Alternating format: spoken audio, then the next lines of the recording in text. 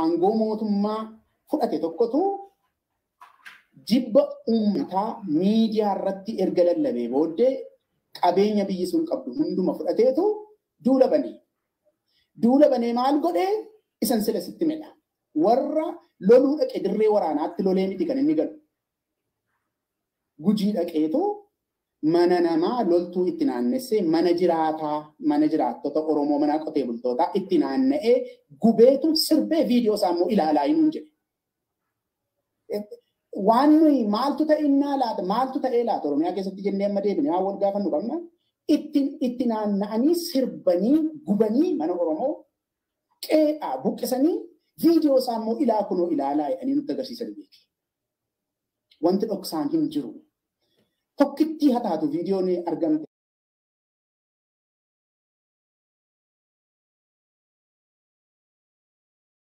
Waan akkasii kana maleessa guutummaa Oromiyaa keessatti kanatu ta'e. Lixa Oromiyaatti kanatu ta'a. Wallagga lixaatti, Qellem Wallaggaatti, Wallagga Bahaatti, Horroo Guduruu Wallaggaatti kanatu ta'a.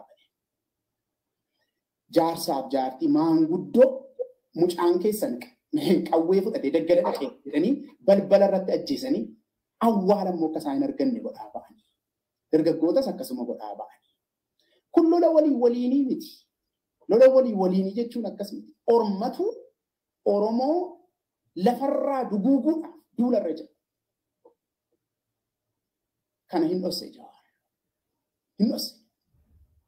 Ormatu sirna nafxanyaatu Oromoo lafarraa duguuguudhaaf Oromoo irratti lolama. Oromoon immoo waraana ofii qopheeffates haa ta'u hamma humna isaatii waan humna qabu hunduma qabsoo bilisummaa geggeessaa jira malee lola waliin irra miti kan inni jiru Oromoo. Qabsoo bilisummaa geggeessaa. Kan Jawaar nutti himuu barbaade garuu sadarkaa Itoophiyaatti yoo ilaalle asis waraanni jira. Waraana biyya tokko keessa jirudha kan jedhudha kan inni jedhu. Biyyuma tokkotu waraana walitti galagalee. Kan Tigraayis yoo danne lola waliin miti. Cubbuu ta'a sirrii miti. Lola waliin miti. Genocidal war jedhaanii addunyaa guutuun irraaf jalaan biyya ollaatti affeerte beelessite qoricha dhowwattee baankii intarneetii waan hundumaarraa cuftee nama nagaa walitti qabdee ajjeeftee lagatti naqxee reeffi namaa Sudaanii faatti mul'ate bishaanirra deeme. Kun lola waliin miti. Duguuggaa sanyii jedhama keessumatti kan Tigraay. Oromiyaa keessattis wanti raawwatamaa jiru kanumadha. Duguuggaa masaraa. Lola waliinii kan jedhamu kuni tooftaa ittiin Abiyyiin namoota kaaniin qixxeessanii isa duwwaa miti kan rakkina uume. Kan Jawaar nuun jedhaa jiru sirna nafxanyaa Abiy mataatti ta'e duwwaa miti kan rakkina uume nuun jedhaa dhalaa qaban. Kan rakkina uume tokko Oromoodha. Lachuu wal qixxeedhaa jedhaa jira. Inni itti duulamee qalames inni lakkii nagaan barbaadaatu jedhuu itti duulames waluma qixxeedhaa jechuudha. Tooftaa akkasii fayyadameetu Jawaar dhiiga Oromoo harka Abiyyirraa hiquudhaa fi yaalii taasisaa jira. Kanaaf yaadrimeen lola waliinii jedhamu dogoggora gadi fagaataa of keessaa qaba kan Jawaar dubbate. Sadarkaa lamaaniitu dogoggora qaba. Sadarkaa Oromiyaattis dogoggora qaba. Maaliif gartummaa Oromoo biraa qabu ganee? Sadarkaa Itoophiyaattis dogoggora guddaa qaba. Maaliif kan Tigraayin jette yoo ta'e kan Tigraay genocidal war dhameesses civil war miti. Lola waliinii miti. Benishaangulitti wanta deemsifamaa jiru lola waliinii miti.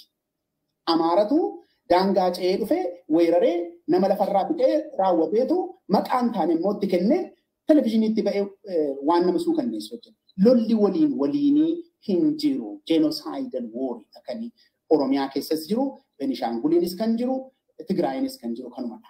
Yoo sadarkaa Itoophiyaatti naasa'attis dogoggoradha. Yoo sadarkaa Oromiyaatti naasa'attis dogoggoradha.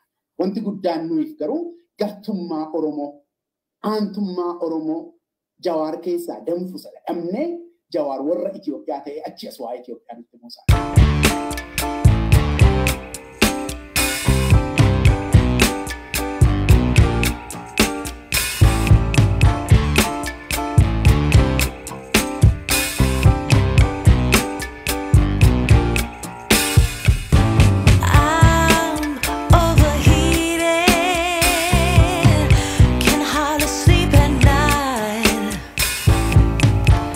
Doing crazy dreaming.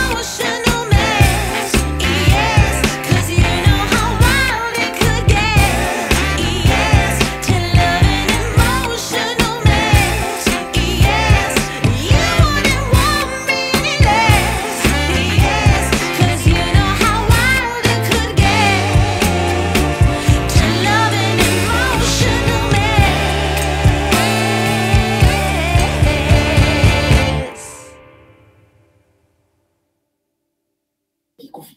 Lafa duraatti deebi'een kufi.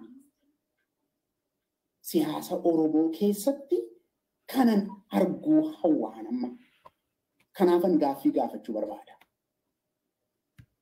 Har'a rakkinni nuyi keessa galle kun, rakkinni Oromoon keessa jiru kun, wanta siyaasni Oromoo kufeefitu nu qaqqabe. Siyaasni Oromoo kan kufe immoo sababa uummata Oromootiif miti. Hooggantoota sababa hooggansaatiif kufe. Hooggantoota Oromootu kuffise moonee. Namni kana amma iyyoo hooggantoota Oromoo miti.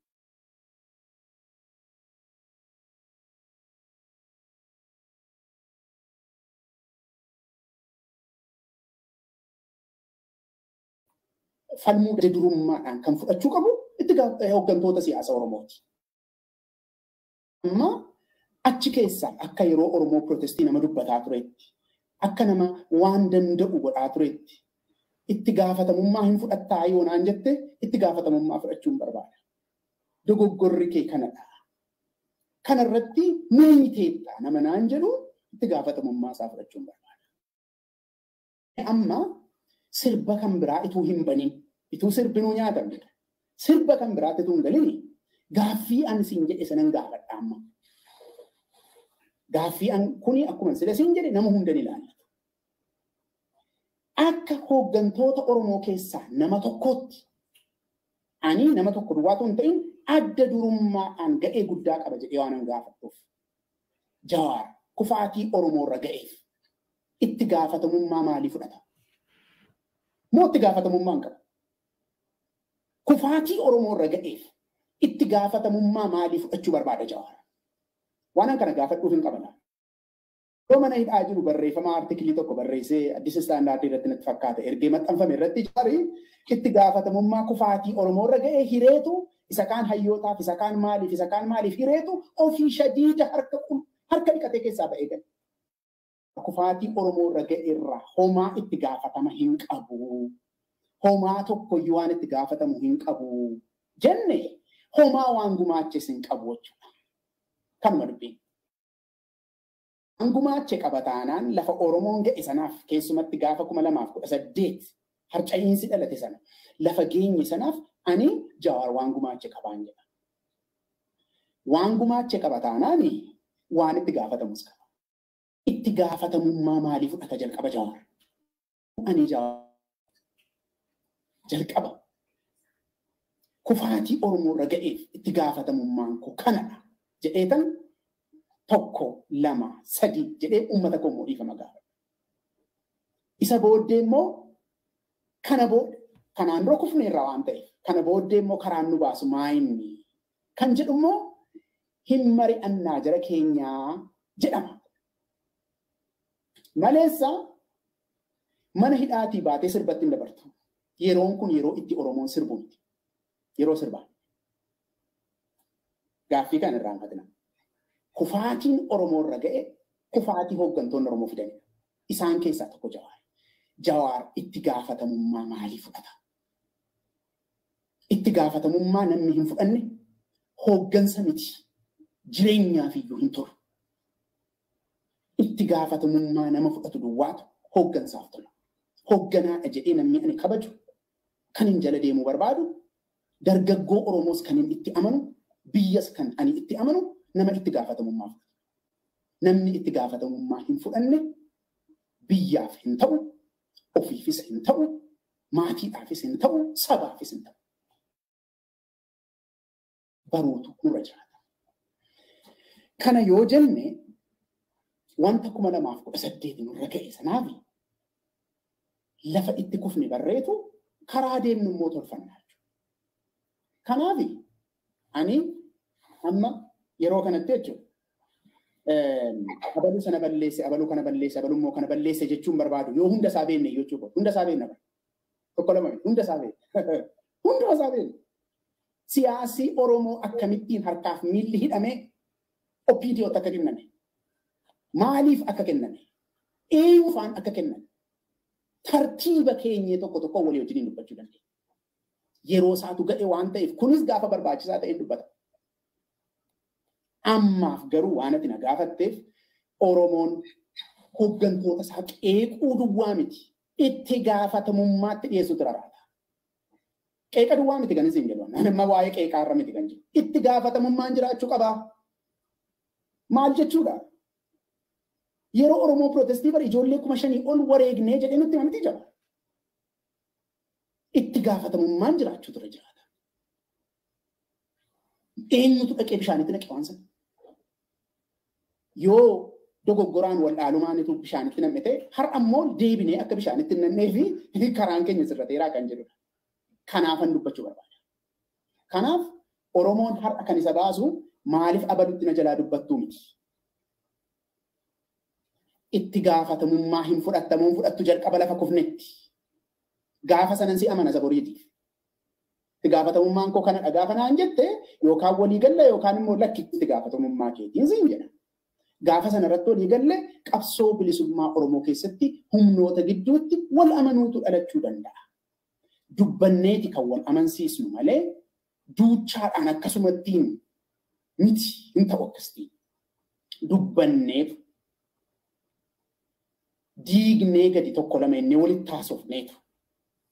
Kan inni gara fuulduraatti deemnu malee duuchaadhaan miti. Duuchaadhaan illee hin ta'u. Kanaaf dubbatamuu qaba. Warri maalifiitu yaadi abaluu qeeqamaa jedhanii haasa'an dogoggora keessa sirrii. Namni maaliif dubbata jedhanii duula banuun sirrii. Anamma sitti meerana. Daa'udii fi itti gaafatamummaan kennuun qaba. Jawaariif itti gaafatamummaan kennuun qaba. Mararaadhaaf itti gaafatamummaan kennuun qaba. Marroodhaaf illee itti gaafatamummaan kennuun qaba. Dubbadhu yoo jedhame jechuudha. Ana miti garuu kan dubbatu sana. Ana miti. Jalqaba isaantu dubbata. Kanaafitu yeroon kun yeroo itti conversationin Oromoo banamuudhaan jedhaa irra laala. It is time. Yeroo itti Oromoo walii wajjiniin taa'ee conversationii bana. Yeroo itti wal falmiin jalqabamudha yeroon kun. Yeroo itti mariin jalqabamu. Maaltu nu baasa? Asirratti wanta wal falmutu jira. Isa akkamitti walitti araarsinee deemnaa jechuu danda'a namni. Rakkinni Oromoo sana miti. Fakkeenyaaf warra qawwee fudhatee fi warra nagaadhaan lolla jedhu gidduu nagaadhaan qabsoofna jedhu gidduu wal dhabdeen jira jedhee yaadee sin beekun wal dhabdeenis hin jiru. Takkaayyuu wal dhabdeen hin jiru. Wal dhabdeetu jira kan jedhu namootadha. Namoota dhuunfaa waan ofii barbaadan hojjetachuu barbaadan. Kanaaf conversationiin banamuu danda'a. Qaamota Oromoodhaaf dhimmina jedhan gidduutti conversationiin banamuu qaba. Warri abaluu kootu na jalaa qeeqame yookaan yaada isaatu qeeqame jedhan kana booddee garaa keessanii dhadhaan jedhan. Bubburuqsineetu dubbanna malee. Tatarsaasnee dhodhoosnee dubbanna malee. Baala irra bubuusnee bara baraan Oromoo rakkina tokkotti dabarsaa deemuun hin danda'amu.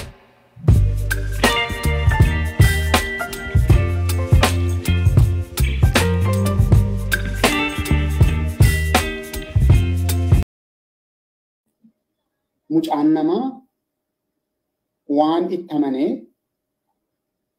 kana kaayyoon koo waan jedheen gamaagamama malee waan ani barbaade maaliif karaa kana hin deemtuu kan ani jedhuun gamaagamamuu qaba jedhee hin yaadu. Akka kanatti hin fudhadhu. Feeriin ta'u akka kanatti. Yoo ati amma fakkeenyaa fi Oromoodhaa fi qabsaa'uun barbaada. Kan hin qabsaa'u garuu karaa nagaatiin yoo tinaan jette lakkii hin ta'u karaa qawweetiin yoo ani immoo siin jedhe. Ati ofii keetii karaa sii ta'u sana hojjetteettamoo hin hojjenne jedheetan isaan si gamaagama. Isatti jette sana sadarkaa ati baafatte sanaan si gamaagama. Malee isa kan kootiitiin miti. Feerii ta'uutu nurra jiraachuu. Kanaaf KFO'n amma immoo adda bilisummaa Oromoos itti dabalameera. Seera biyya sanaa fudhatee seera sana jalatti hojjeta. Karaa nagaa qabsoofnaa kan jedhan qaba. Karaa nagaa qabsaa'uun keessan gatiin qabu miti jennoon ko'an. Karaa nagaa jettanii sawaadaa seensan sanaaf maal hojjettanii? Maal immoo hojjetaa jirtu? Sadarkaadhuma baafattan sanaan kana nuu wayya isuma jettan sanaan maal hojjetaa jirtu? Gaaffiin koo isadha. Maalidha hojii isin hojjetaa jirtan? Qabsoo karaa nagaa jechuun biltsiginnaadhaa wajjin walii galanii Oromoo rakkoo marsaa lammataatiif dabarsanii kennuu jechuun. Qabsoo karaa nagaa jechuun taa'anii ji'a sadii ji'a afurii ta'an tokko ibsa ejjennoo baasu jechuun qabsoon karaa nagaa.